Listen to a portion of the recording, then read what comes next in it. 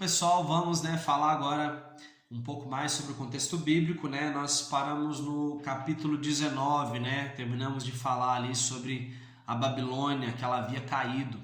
Então, quando a Babilônia cai, essa Babilônia que a gente compreende aqui que ela significa, a Babilônia e a Grande Babilônia, ou Babilônia a Grande, ela compreende ali, entre os reinados do anticristo, representado ali pela besta leopardo, e o falso profeta, representado pela besta cordeiro. Eles são destruídos agora. E agora há uma grande alegria nos céus, O contexto vai dizer que uma multidão no céu exclamava aleluia. Essa palavra aleluia, ela não foi citada nenhuma vez no Novo Testamento, Aleluia significa louvado seja o Senhor. Então agora os céus se enchem de glória, os 24 anciões, os querubins, serafins, 24 anciões, os 4 seres viventes, eles louvam ao Senhor, sabendo que a Babilônia ela foi destruída. E diz, olha, eles dizem, justos são os juízos do Senhor. Então, o João, ele vê o som dessa multidão bradando aleluia, Porquanto o Senhor Todo-Poderoso, ele já reina. Chegou a hora das bodas do Cordeiro, sua noiva está preparada, o grande momento chegou, Tudo que a gente vinha falando aqui entre Velho e Novo Testamento, agora chegou a grande hora, cara. Agora é a grande alegria. Agora você vê que realmente há como a gente se regozijar. Há como a gente se alegrar e ter a nossa esperança, alimentada. Porque nós sabemos o final de tudo. Agora, a noiva já está preparada. E aí o anjo vai pedir para João escrever, olha, bem-aventurados são os que são chamados ao banquete das núpcias do Cordeiro. E aí João, ele vai querer se prostrar diante do anjo, mas o anjo vai dizer assim, olha, eu sou teu conservo, cara, Pode ficar de boa, não precisa se prostrar não. E olha o que esse anjo vai dizer para João, cara, isso aqui é uma chave, pega essa chave, olha. E vai dizer, olha, mas o anjo ele se recusa dizendo, eu sou teu conservo, João, e dos que têm o testemunho de Jesus. Olha só, nós que temos o testemunho de Jesus, nós nos fazemos, conservos dos anjos. O que importa é ter o testemunho de Jesus. E olha o que o anjo ainda diz mais. Adore a Deus, diz para João, você, cara, adore a Deus, porquanto o testemunho de Jesus é a essência da profecia. Cara, se de tudo que a gente puder guardar, guarda seu coração e guarda o testemunho de Jesus. Cara. É esse testemunho, o testemunho dele, a essência de tudo, a profecia, todas as profecias liberadas, todas as profecias que nós vemos na Bíblia, a essência dela é Jesus. Então, nessa verdade nós temos que nos alegrar, se alegrar em Jesus Cristo, no seu sacrifício feito por nós. Amém? Outra coisa que João vai ver agora, ele vê os céus abertos e o Senhor vindo num cavalo branco. Perceba que quando abriu o primeiro selo, acho que nós até falamos sobre isso, que vem um homem montado num cavalo branco, e provavelmente isso é Satanás, que já vem como o espírito do anticristo para poder imitar a Cristo, porque agora é Cristo de verdade, vindo num cavalo branco. Ele, cujo cavaleiro, João diz, o cavaleiro se chama fiel e verdadeiro. Verdade, cara, Cristo gosta de verdade em nós. Ele estava vestido com um manto salpicado de sangue e seu nome é Palavra de Deus. Uma espada afiada saiu de sua boca para ferir as nações. Em seu manto, que estava sobre a sua colcha, traz escrito este nome, Rei dos Reis e Senhor dos Senhores. João viu a besta e os reis da terra e seu exército,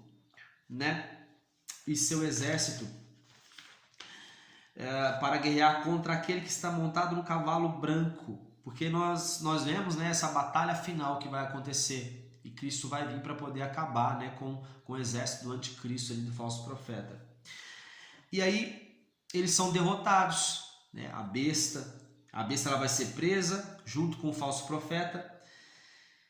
E é interessante porque a besta e o falso profeta, eles realizaram sinais miraculosos na frente do povo, Então, nós entendemos aqui que o mais importante não é ter um grande sinal miraculoso, mas ter um caráter miraculoso, um caráter diferente, porque o caráter é muito mais importante do que os sinais.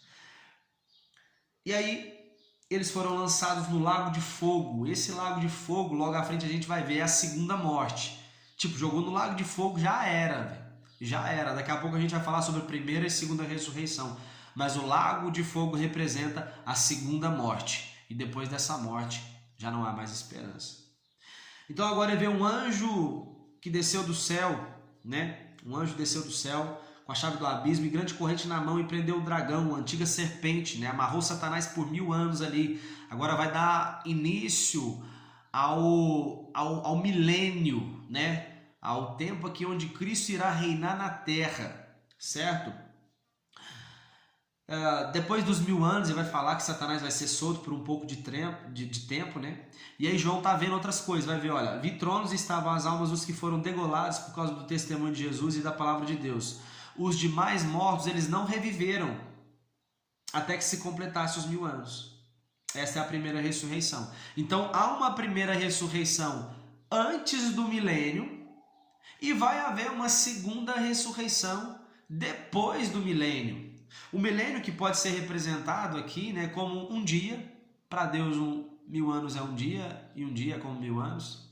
Pode ser 360 mil anos esse milênio, ou pode ser um dia.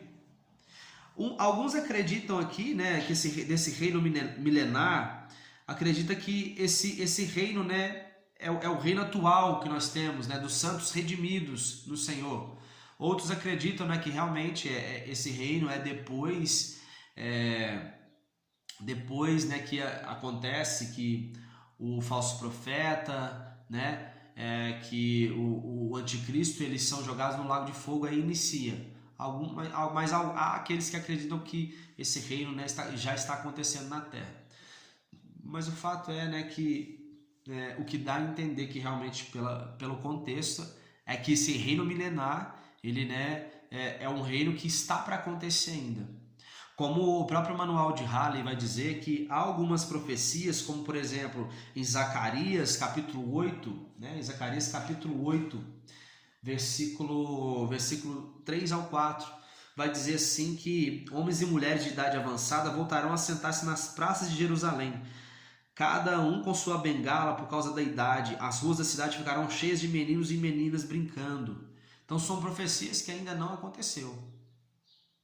E elas só podem acontecer quando, né, houver um reino milenar, certo?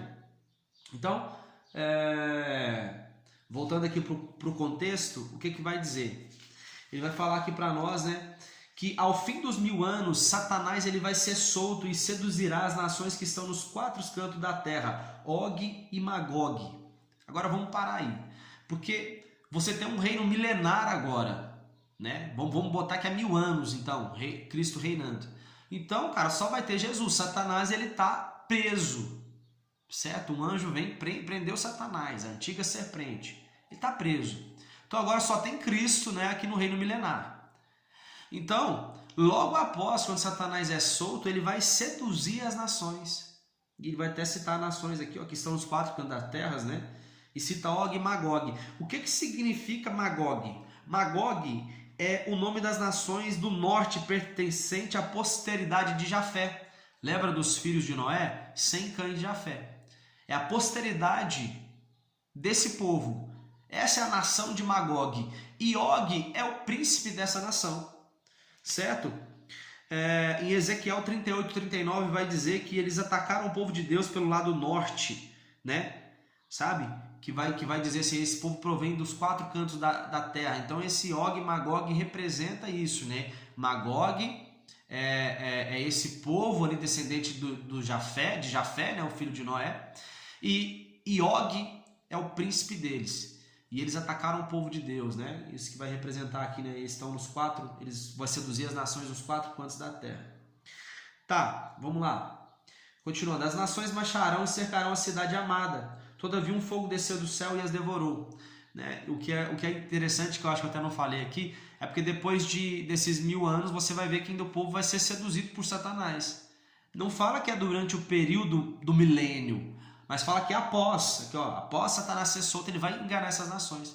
Então, mesmo depois de 1000 anos, né? Olha um avivamento de 1000 anos aqui com Cristo na terra. Mas ainda assim, depois o povo se corrompe. Certo? Então, o diabo foi lançado no lago de fogo, sendo atormentado dia e noite pelos séculos dos séculos. Né? Então, essa é a condenação aqui de Satanás agora. Ele vai ser lançado ali, né, no lago de fogo que arde com enxofre. Né? Ele vai ser lançado ali nesse lugar. Outra coisa, né, que vai falar aqui é do julgamento dos mortos. Vi os mortos diante do trono branco e alguns livros foram abertos. Né? Além do livro da vida, existem outros livros, né, que estão escritos sobre nós. Certo? A Bíblia fala sobre isso, eu estou esquecendo a referência agora. E abriu-se também o livro da vida. Perceba que são 2 livros. Olha, vi os mortos diante do trono branco e alguns livros foram abertos. E abriu-se também o livro da vida. Os mortos foram julgados pelas observações que estavam registradas nos livros de acordo com as suas obras realizadas. Né? Então, há algum tipo de julgamento, né, aqui para as pessoas. Há um tipo de julgamento, certo?